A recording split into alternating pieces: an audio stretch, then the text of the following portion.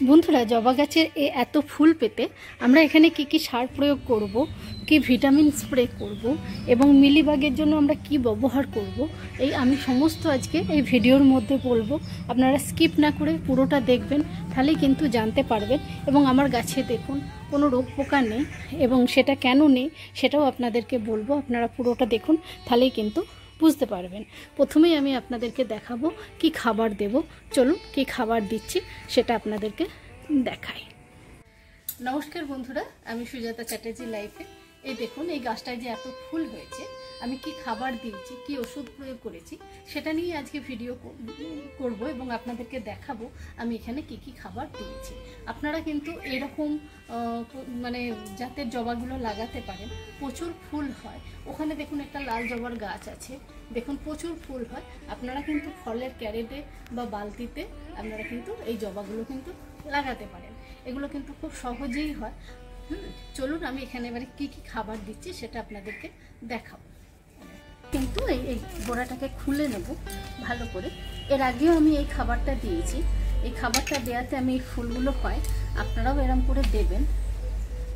মাঝের মধ্যে খোল জলও আমরা দিতে পারি। এই খাবারটা মাসে একবার যদি দিয়ে দেন ভীষণ ভালো। আর যাদের গাছে ফুল আসছে না, আমি সেটাও আপনাদেরকে বলে দেব যে ফুল আনার জন্য আপনারা কি সার প্রয়োগ করবেন।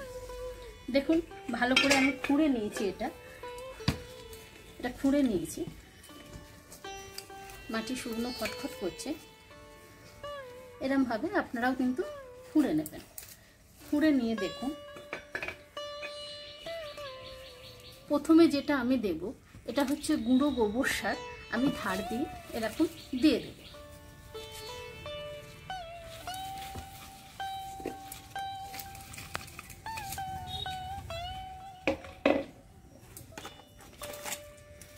এটা হচ্ছে বন্ধুরা মিশ্র সার। মিশ্র সারের ভিডিও আমি করে দিয়েছি, আপনারা দেখে নেবেন। আমি বলবো এই মিশ্র সারটা একবার ব্যবহার করে দেখুন, ভীষণ কিন্তু ভালো এবং খুবই কম খরচায় হয়ে যাবে।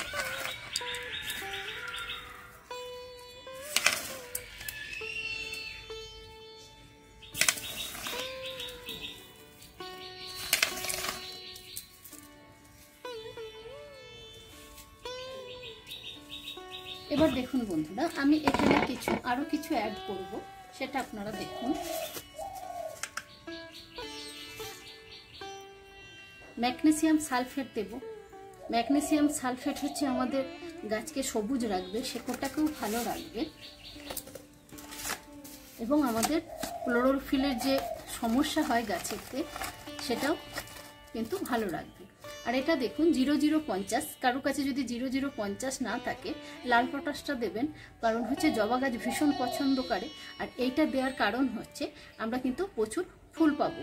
অবশ্যই কিন্তু দেবেন। যদি সাদা পটাশ না থাকে লাল পটাশও 1 চামচ দেবেন। আর এইটা দেখুন বন্ধুরা, এটা হচ্ছে বোরন 20। এটা দেওয়ার কিছু সাবধানতা আছে, আপনারা খুব অল্প দেবেন এবং রোদের সময় দেবেন না। আমি এই সারটা দিচ্ছি কিন্তু বিকালবেলাতে দিচ্ছি। বৃষ্টি যদি হয় ভালো, না হলে কিন্তু আমি কি করব, কাল সকালবেলাতে গাছটাকে ভালো করে চান করিয়ে দেব। আপনারাও সেটা করবেন। আর বোরন সব সময়তে কম দেবেন। দেখুন আমি কতটুকু দিচ্ছি এত বড় ফলের ক্যারেটটার জন্য। দেখুন এতটুকু দেব, এতটুকু দিয়ে দেব, এইটুকুই দেবেন। যাদের গাছে ফুল আসছে না বন্ধুরা, তারা কিন্তু এই গোড়াটাকে ভালো করে খুঁড়ে নেবেন। খুঁড়ে নিয়ে একটুখানি লাল পটাশ হোক বা 0050 হোক আর এই বোরন একসঙ্গে যদি দিয়ে দেন, তাহলে আপনাদের দেখবেন সপ্তাহে একবার করে দিয়ে দেবেন কি 15 দিনে একবার দেবেন। তখন দেখবেন যে আপনার গাছ ভর্তি করে ফুল এসে গেছে। এটা কিন্তু স্প্রেও করা যায়, স্প্রে করলেও গাছে কিন্তু ফুল আসবে। আর একটা যেটা আমি বললাম যে বোরন আর পটাশ ব্যবহার করতে ফুল না এলে, বোরন কিন্তু যখন গাছে স্প্রে করবেন বন্ধুরা, আগের দিন যদি শোনেন, এখন তো খবরে সবটা বলে দেয় যে আজকে বৃষ্টি হবে, মেঘলা দিনে বোরন স্প্রে করবেন, তাহলে ভালো কাজ হবে। রোদের মধ্যে কিন্তু বন্ধুরা আপনারা গাছে স্প্রে করবেন না, হিতে বিপরীত হবে। আর একটু যে বড় গাছ দেখছি একটু বেশি পরিমাণ দিয়ে দেবো সেটা করবেন না, গাছের পাতা কিন্তু পুড়ে যাবে। যে কোনো জিনিস এই গরমেতে কম আর বোরন, গরম বলুন শীত বলুন যাই বলুন, বোরন কিন্তু আমরা সবসময় গাছের জন্য দরকার, কিন্তু আমরা খুব পরিমাণে খুব কম পরিমাণে এটাকে ব্যবহার করব। আর পটাশটা তো আমাদের ফুল ফল এলে আমরা যে কোনো গাছে পটাশটা মানে দিই। আর পটাশটা দিলে কি হয় যে কুঁড়িগুলো আসছে, এত কিন্তু যে রোদ গরম চলছে তাতেও কিন্তু প্রচুর মানে কুঁড়ি আসবে এবং কুঁড়িগুলো ঝরবে না। এটা দেখুন একসঙ্গে করে এটাকে দিয়ে দেব। বন্ধুরা, পটাশ আর বোরন কী করে বলুন তো, এই গাছের যে কুঁড়িগুলো বোঁটাগুলোকেও কিন্তু শক্ত রাখে। তাই আমরা, আর জবা গাছ কিন্তু পটাশ পছন্দ করে, নাইট্রোজেন ঘটিত খাবার কিন্তু পছন্দ করে।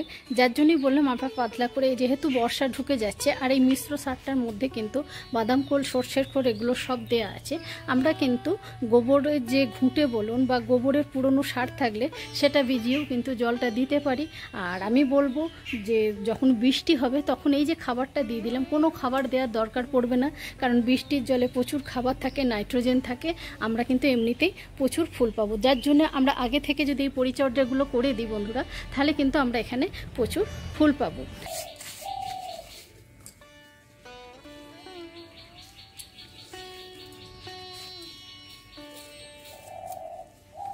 দিয়ে মাটিটাকে বন্ধুরা এরমভাবে একটুখানি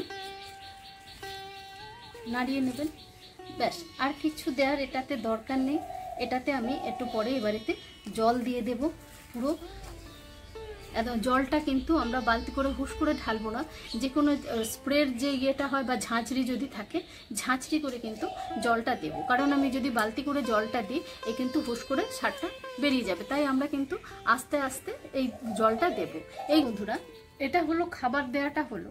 আপনারা মাসে একবার এই খাবারটা দিয়ে দেবেন, তারপর একবার করে পাতলা খোল জল বা গোবরকে, পুরনো গোবরকে বা ঘুঁটে শুকিয়ে আমরা এই জলটা দিতে পারি। আর এখানে যেটা সমস্যা সেটা হচ্ছে মিলিবাগের সমস্যা হয়। এই মিলিবাগ আমি আগেও বলেছি, রুগার আর একতারা হচ্ছে সব থেকে ভালো ওষুধ। দেখুন গাছের মধ্যে কিন্তু একটা পোকা নেই, আপনারা ধরলে দেবেন না, আগে থেকে এটা দেবেন, তাহলে দেখবেন গাছ কিন্তু খুব ভালো থাকবে। বন্ধুরা, রুগার আর একতারা, রুগার হচ্ছে যে পাতাগুলো পাওয়া যায় 25 টাকার যে পাতাগুলো পাওয়া যায়, ওটা 7 লিটার জলের মধ্যে গুলতে হয়। আমরা পুরো প্যাকেট থেকে পুরো ওষুধটা বার করব, 7টা পুড়িয়া করে নেব। যার যত লিটার জল লাগবে সেই তটা পুড়িয়া আমরা জলের মধ্যে দিয়ে দেব। আর রুগার লাগবে 1 লিটার জলে 2 ml দিয়ে দেব, দিয়ে আমরা বিকালে সন্ধ্যের দিকে স্প্রে করব। আর আমি বলবো যে এই সময়তে যে রোদ গরম চলছে, আপনারা কিন্তু 2 ml এর বদলে 1 ml দেবেন, দিয়ে কিন্তু গাছে স্প্রে করে দেবেন। ঠিক 3-4 দিন পরেতে আর 19 বা 20 যদি থাকে আপনাদের কাছে ব্যবহার করবেন, স্প্রে করে দিতে পারেন, না করে দিলেও কিন্তু কোনো অসুবিধা নেই, এতেই কিন্তু কাজ হবে। আর একটা জিনিস বন্ধুরা আপনাদেরকে বলে দিই, কারো কাছে যদি 19-20 যদি যেমন আমার কাছে নেই, আপনারা কিন্তু ওই যে গোবর, যে পুরনো গোবরটা যে ভিজিয়ে রাখা হয়, ওই জলটাও যদি আপনারা গাছে স্প্রে করে দেন কিন্তু ভীষণ ভালো কাজ দেয়। আপনারা কিন্তু একবার করে দেখতে পারেন। আমি সহজ উপায়ে গাছগুলো করার চিন্তা করি বন্ধুরা, যে সহজ উপায়ে যাতে আমরা গাছগুলো করতে পারি এবং আমাদের খরচাটা কম হয়। আপনারা এইভাবে গাছ করবেন, দেখবেন গাছ কিন্তু খুব ভালো এবং সুন্দর থাকবে। বন্ধুরা, আমার এই ভিডিওগুলো যদি আপনাদের ভালো লাগে, লাইক, শেয়ার, কমেন্ট এবং সাবস্ক্রাইব অবশ্যই করবেন। যারা নতুন বন্ধুরা আসছেন, দেখছেন, অবশ্যই সাবস্ক্রাইব করে পাশে থাকবেন।